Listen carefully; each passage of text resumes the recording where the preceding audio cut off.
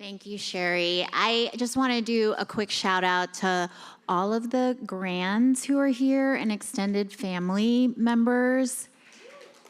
Thank you. It is not a given that grandparents and extended family are able to, support our families, and so it is amazing they're here. I also want you to know that there is a Grand's reception this evening, so don't miss it. It has been like the thing the last couple of years, so hope to see y'all there. So I want to introduce our next speaker, Eric Marsh. So Eric Marsh is the clinical director of the neurogenetics program at CHOP, and he is also the director of the Orphan Disease Center. He is going to talk to us about clinical trials and preparation for patient families. Thank you, Eric. Good afternoon, everybody. Like Charlene said, my name is Eric Marsh. Oops, go back one now. And I'm going to talk to you a little bit about clinical trials. So why can I talk to you about little clinical trials? Because I've done a lot of them. So I've been involved in clinical trials for the last 15 to 20 years. Been the site PI of approval of over 6 drugs for epilepsy, and are now actively doing genetic clinical trials, ASOs for Angelman's and MECP2 duplication syndrome, gene therapy for Rett syndrome. So I have a little bit of experience in doing these things, and so I'm just going to tell you a little bit about clinical trials. And one of the things that I've learned over the years is that doctors do a really bad job of explaining things to families. We often talk at a level we think we're explaining things to, but often don't really give an explanation that families can hear and understand. So today I'm going to try to give you a little bit of an explanation of what is a clinical trial, why do we do them, and the process of going through that clinical trial. So, and this is an example. This is from a think tank called Center Watch that asked the question of, do people really understand what clinical trials are about? They're in the news all the time. You hear this clinical trial found this, and this clinical trial found that. But do people really know what that means? And when they did a survey of over 5,000 people, 74% said they didn't really understand what that means.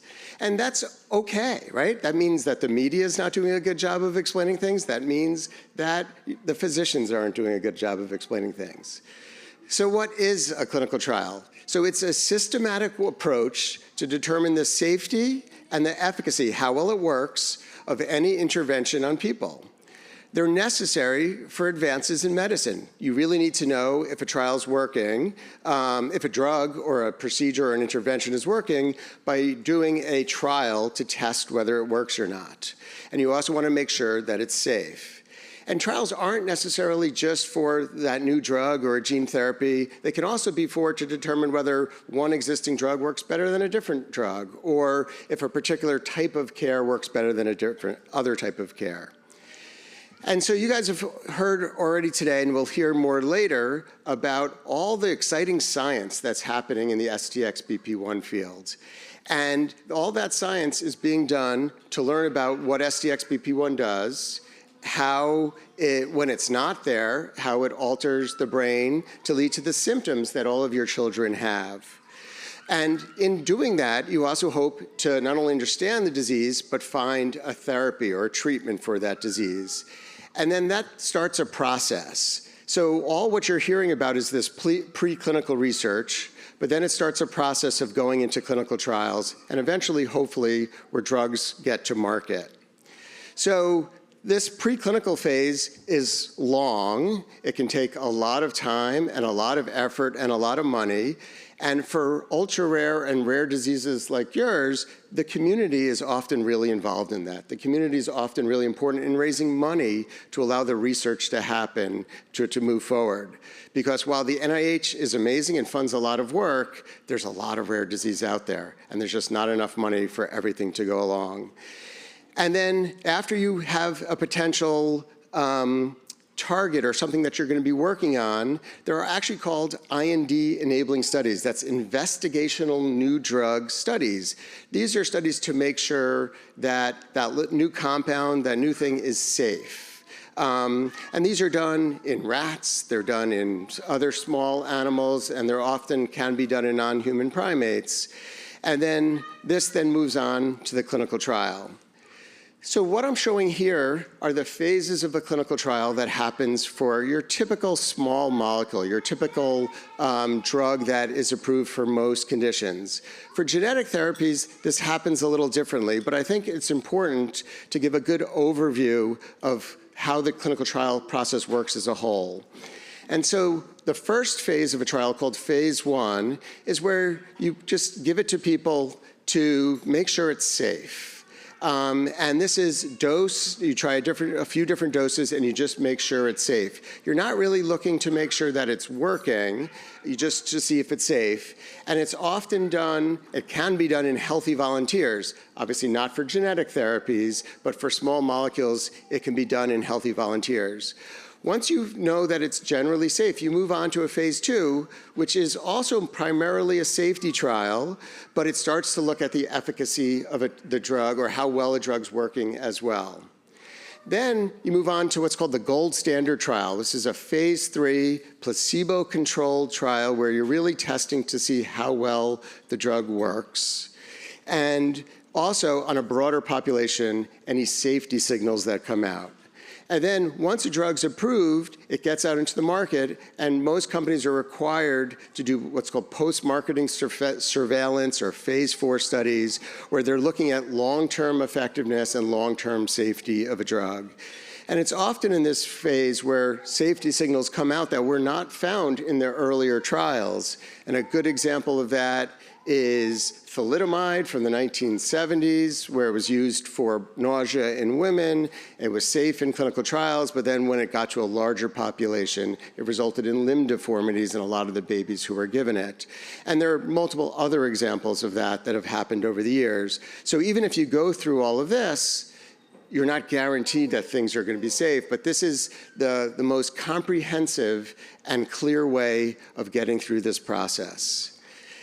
And so again, from the same think tank about perceived benefits of doing this and being in a trial is, the top benefit is that you're advancing science, that it's going to help improve my condition, and that it will potentially help improve lives for the future. And over 98% of people they surveyed who actually were in a clinical trial said they would do it again because there was a positive experience. The risks, of course, are side effects and risks of overall health, and then getting a placebo for a small molecule drug. Most trials have a placebo control. And so these are the type of risks people think about when they think about clinical trials. So there's a lot of words you'll hear about in the media and when you talk to your doctor that go along with clinical trials. But a couple, the FDA is the center of this. The Food and Drug Administration is the center of this. It's been in the news a lot because of a lot of changes in the FDA that have been happening. I won't say anything else. Charlene's laughing. Changes in the FDA that have been happening. But there's a lot of aspects of this that ultimately, when you're thinking about clinical trials, talking to your doctor about what these things are and what these things mean for you are important. For rare disorders like STXBP1, there's actually been real thought by the FDA in the past and even more recently about how to approach this. So historically, there were almost no drugs developed for rare disorders because there was no financial incentive for companies to do so. And so in the early 1990s, the FDA passed what's called the Orphan Drug Act. This was an act that allowed, gave financial incentives for companies to work on rare diseases. And it gave a number of financial incentives, including making the process to go through the FDA much faster. For like a blood pressure drug, it could take 2 to 3 years to get through the FDA process. With the Orphan Drug Act, if you have an orphan disease, it's 6 months or less. They've given something called breakthrough therapy that gives you a financial certificate that you can use that then can be sold to other companies that can give a lot of money to a company. And then you get this priority review. Your application goes to the top of the pile so that it gets reviewed sooner. And most recently, you might have heard in the news that there's this new pathway that they've announced called the plausible mechanism pathway. And this kind of stems from work done at the Children's Hospital of Philadelphia and an exciting single patient case where they fixed an enzyme deficit in the liver of a baby who had a protein processing disorder. And from that, they said, how do we do this? And that's an ultra rare disease. There's like 10 of those kids a year that get born. So how does one get a drug to that? So they came up with this idea that if you can develop a therapy that targets the underlying cause of the condition, so the gene or something immediately downstream, you have a well-characterized natural history, so you know what to expect in untreated conditions, like the STAR study and the other studies that you guys are doing in STXBP1 is giving you. And then you can confirm that the drug hit its target, meaning that it's upregulating the gene that's absent or it's changing all the downstream effects of that gene. If you can show that, and then you can have some sort of clinical outcome measure, which also the STAR study is learning about what would be good clinical outcome measures for STXBP1. And if you can do all that, they are saying that they will approve a drug with very few patients going into a study. So instead of historically, where even for the orphan disease pathway, you would need 160, 200 individuals in a study. For the plausible mechanism pathway, they say that they would potentially approve a drug with just 2 or 3 patients going into a study. So it's really a sea change. Unfortunately, people are still trying to figure out how to get through this pathway and what it really means, but there's a lot of people thinking about it and trying to figure out how to go through. So this is something that can have tremendous impact in a community like STXBP1. So now I'm going to shift to being in a trial. So how do you know that there's a trial going on? So one, maybe your doctor might know. It's also possible that your doctor's a busy clinician and doesn't know about these things. So then a foundation for rare disease will know what's going on in the foundation. So having connection to the foundation is very helpful and will give you information about trials that are going on. And then it's actually by law, any trial that goes to the FDA has to be registered on that clinicaltrials.gov website. So if you ever want to just see if anything new's popping up, you can bookmark clinicaltrials.gov, put in STXBP1 and see what shows up for trials in STXBP1. But my guess is the foundation will have information before that website does. So what is the process of being in a trial? So if you've agreed to be in a trial, the first thing and the most important step in a clinical trial is the informed consent process. This is the process where you learn about all the risks and the potential benefits of the trial. And this is a long conversation you'll have with the person who's leading the trial wherever you're doing that trial. They actually have to read to you the entire informed consent form, which can be 12, 14 pages long. And it is required for them to read the entire thing to you and then answer all of your questions about that. And you should be asking lots of questions. Even if you don't understand things, you should be stopping the physician who's reading it to you and asking, what does that mean? What does that mean? What does that mean? So that you really understand what you're getting yourself into getting into a clinical trial. And for certain trials, there's often multiple different things you can do. For genetic therapies, most of these, they're either going to be what we call open label, meaning that everyone gets the drug, or it is potential for certain genetic therapies that they actually still have a placebo or a non-active arm of the trial that you can be enrolled in. And this is particularly happening in all of the ASOs, or antisense oligonucleotide trials, where they are having most companies still do a placebo for those genetic therapies. All right, so you've consented, and then you have what's called your screening visit. And that's where you make sure, the physician makes sure that you meet all of what are called the inclusion and exclusion criteria of a trial. Every trial has a list of things that you have to be in a trial, and has a list of things that you can't have to be in that trial. So even if you have STXBP1 in main inclusion, there might be an exclusion like I'm joking here, can't be left-handed, or something that would potentially prevent someone from being in a trial. So they screen you and make sure that you're safe to be in the trial and that you can go through the trial. And then they collect data for these outcome measures that you've heard about that the STAR study is doing. They'll collect those, that data at a baseline visit. And then if it is a randomized trial, at that point you'll get randomized to either the treatment or the placebo. And then you have a series of visits where you get the drug, and they check on you. They're checking safety labs, they're checking your vitals, they're checking measurements, and they're doing all these outcome measures at different times till you get to the end of the trial, which is the primary endpoint of the study. So every study has listed in it a primary endpoint. And what that means is what they're trying to achieve in that study. So the main thing they're trying to achieve, and that's at a particular time. That could be at 1 year, it could be at 16 weeks. For most of the epilepsy drug studies that I've done over the years, the primary endpoint's at 20 weeks. So you're just looking to see how the seizures change over 20 weeks of time. You all know that seizures fluctuate a lot over weeks, months, years, but these trials are only 20-week trials. And then after the trial ends, there often can be, for small molecules or for placebo-controlled trials, what's called an open label extension phase, which is where you're guaranteed to get the drug. So a lot of people worry when you go into a trial that if I get placebo, then I never get the drug. But for, particularly in pediatrics and for most therapies nowadays, most trials offer an open label extension phase where at the end of the trial, you are guaranteed to get the drug. And then the company or the team is then collecting data on you while you now get the drug so they can see the difference between placebo and the drug, but they can also see how everyone responds in the open label phase.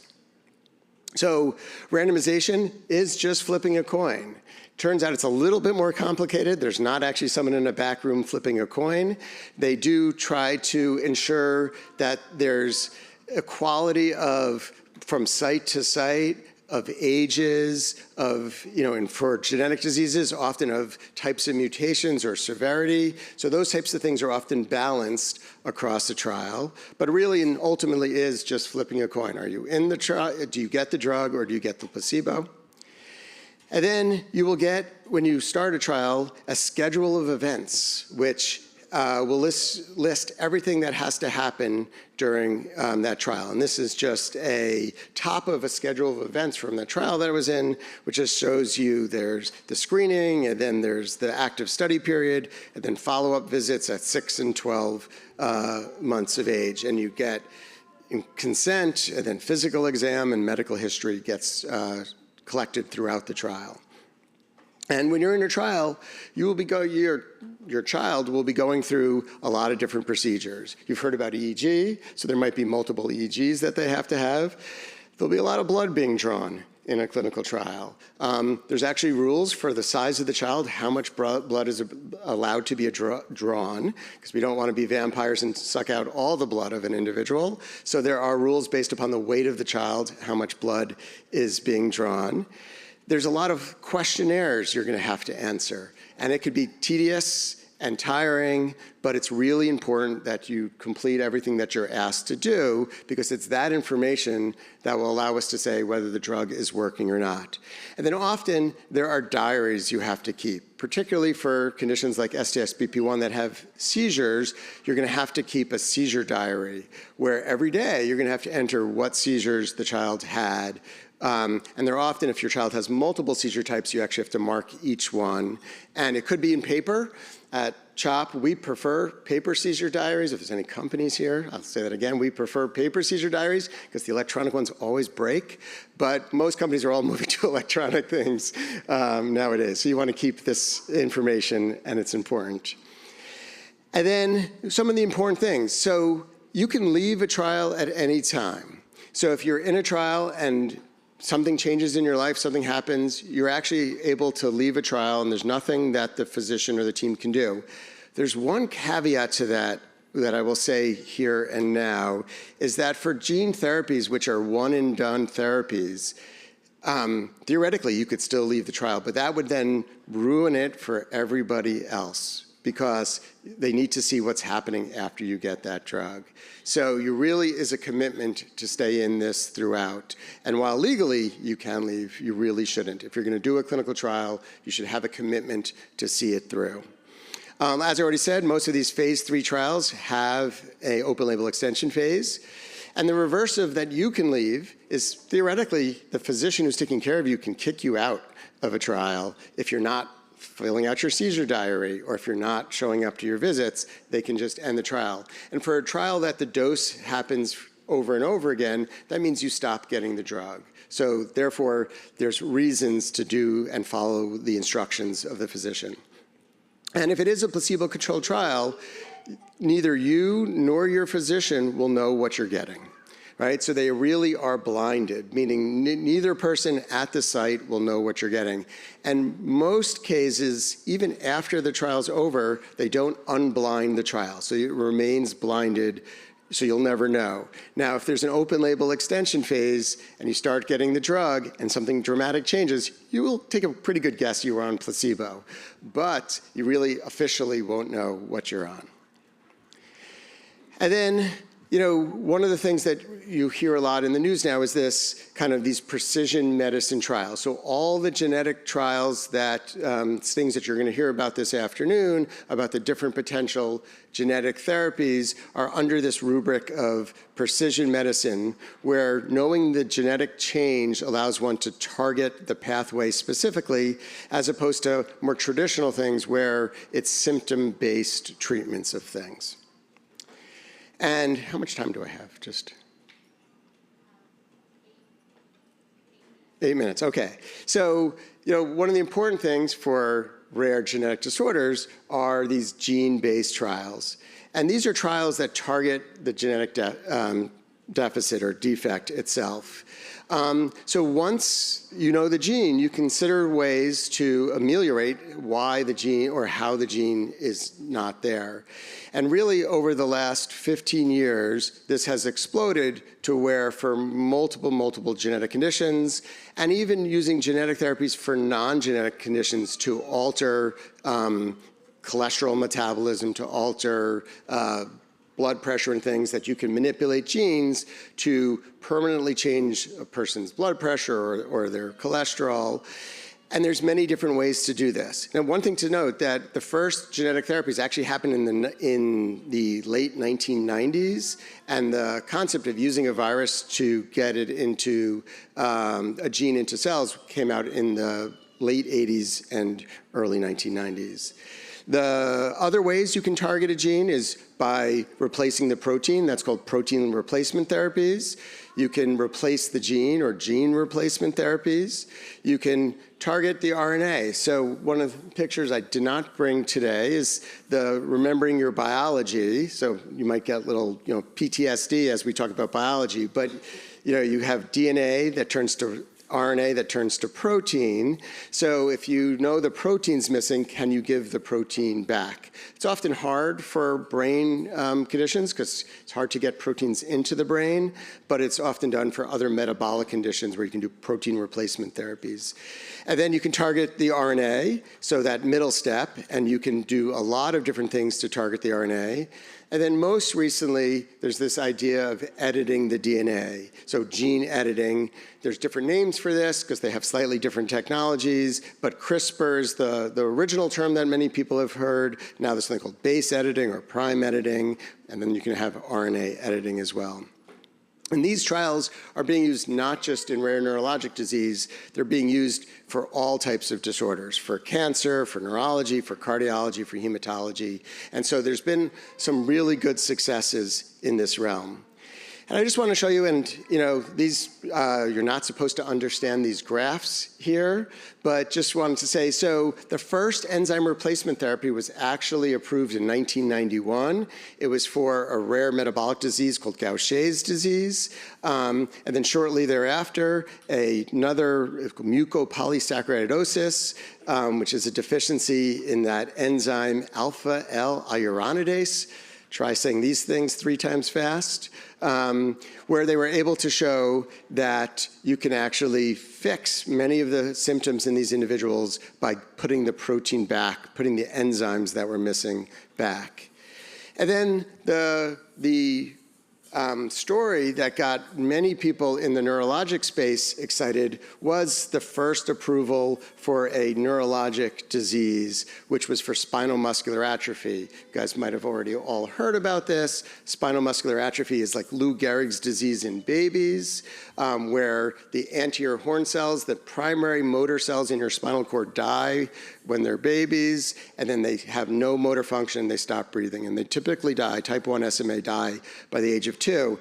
And if you look at the graph on the right there, the cohort 2, when they gave this a single dose of a gene replacement therapy, the SMN gene, they were able to have all 15 patients alive at 20 months of age, as compared to the natural history cohort, where only 8% were alive at that age. So they were able to show very quickly that they dramatically increased survival and got approval of what's now called Zolgensma. So gene therapy, how does it work? Well, you are basically using a virus as a Trojan horse to sneak genetic material into a cell. There's different viruses that have been tried and could be used in different situations. The virus that is most commonly used is this adeno-associated virus. And then now there are offshoots of this adeno-associated virus that are used. And you take out the viral genes, so the genes that the virus uses to replicate itself and give you a cold. So adenovirus is the common cold virus. So you take out those genes and you replace it with just the gene that you're trying to replace. So for STXBP1, you'd be replacing it with STXBP1. Then the virus infects a cell like it's trying to give you a cold, but instead of giving you a cold, it gives you your STXBP1 gene back, and then that gene gets turned on and replaces the missing gene in those cells, with the idea that by replacing that missing gene, you will then fix the symptoms of the disease.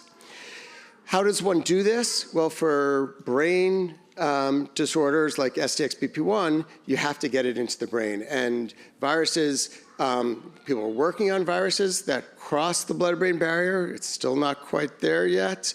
But there are other approaches, which is doing it IT or intrathecally, which is putting it into the spinal cord, the fluid around the spinal cord.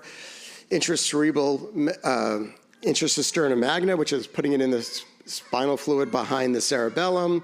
Intracerebral ventricle, where you're putting a hole directly into the fluid-filled space in the middle of the brain, or directly into tissue. There's actually 2 gene therapies that are approved where you inject the gene directly into a part of the brain that then ameliorates the symptoms, because that's where the gene is most needed. You use large amounts of this virus to get to enough cells. Most people don't really understand how big 10 to the 13th, if you guys remember your math, scientific notation, that's about the number of stars in our galaxy. So it's a really big number when you think of it that way. And then you get what's called stable transfection. So that gene goes in, and as long as the cell doesn't divide, the gene stays there for the life of that cell, we believe. So that's why these are one and done. These gene replacement therapies are one and done. Practical issues is you can't have had exposure to these viruses because your immune system will shut it down. You can't redose. Once you get it, now your body has recognized the virus, and so it won't allow you to get it again. And even though these viruses are not super, like if you just get it in nature, you get a little bit of a cold, but the amount of virus you're giving in, it can cause a profound immune response. So you have to immunosuppress the person for about 3 months of time. Every protocol is a little different. So, the issues, so outcomes of gene therapy, things that we still need to understand for a lot of these things is when's the best time to give a gene therapy?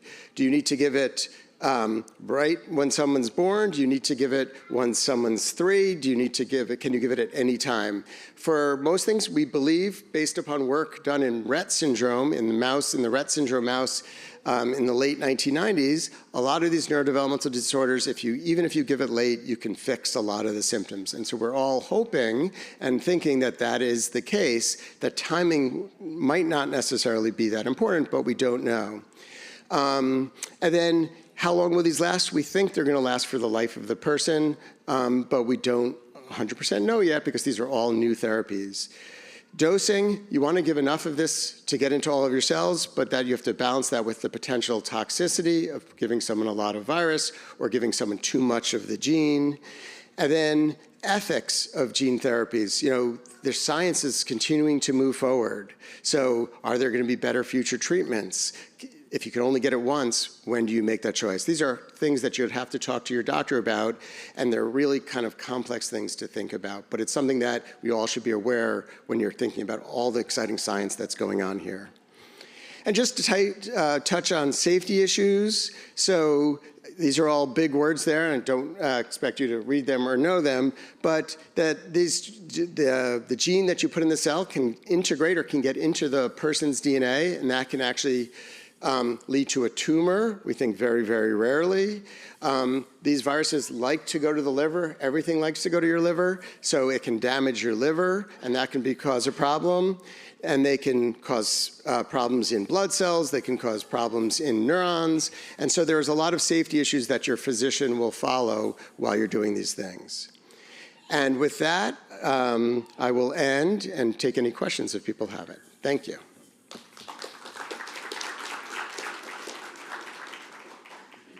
Thank you, Eric. I know that was a whirlwind tour of this, but go ahead. Thank you. It was a lot, but you explained it very well. Thank you for that. Just looking at my note, you called it plausible mechanism pathway. Correct. And then maybe in general, how is AI changing this? And do you see it as something that is being embraced, or are we still trying to traditionally approach the analysis, especially since you're talking about various disorders, if I understood that correctly? Yes. So first, I'm a hologram, and I'm artificially generated. No, I'm just kidding. So AI is being used extensively now, right? We all realize the power of this technology to analyze large data sets in a way that it was hard for individuals, even really smart individuals, to do. People are using artificial intelligence to screen molecules, to screen compounds, to look at lots of things at once that we couldn't look at before.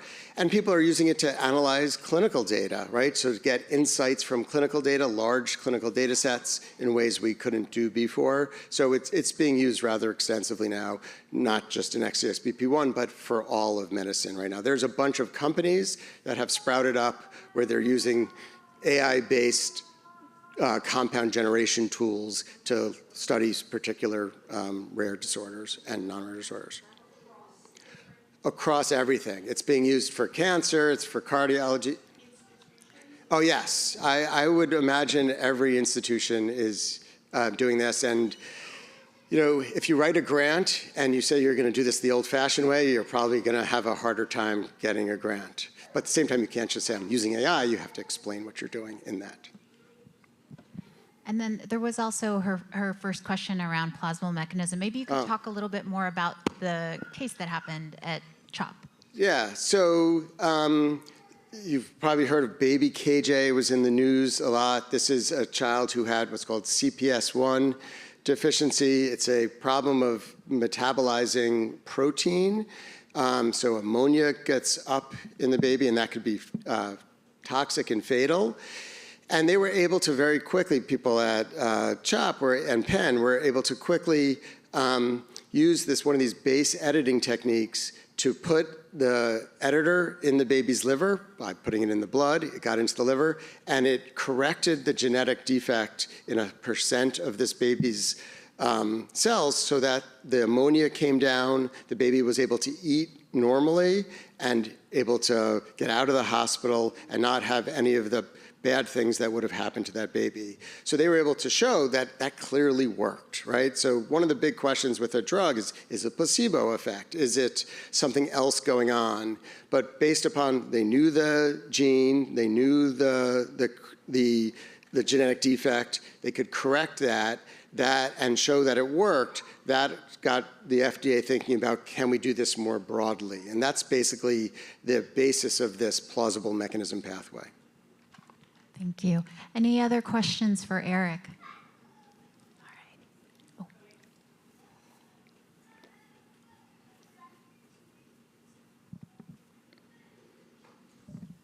Thank you for your presentation. I have a question about the viruses, especially the adeno. If it's a common cold, aren't we all predisposed to already had it, or how is that? So the adenovirus is the common cold virus. The AAVs are less prevalent, so there is a percentage of us who all have been exposed to it, but not everybody has been. And I don't know if, I see Dr. Davidson in the audience there. I don't know if she's going to be talking about this more later, so she can even give you more insight into that. Okay. Thank you so much, Eric. You're welcome. Nice meeting you.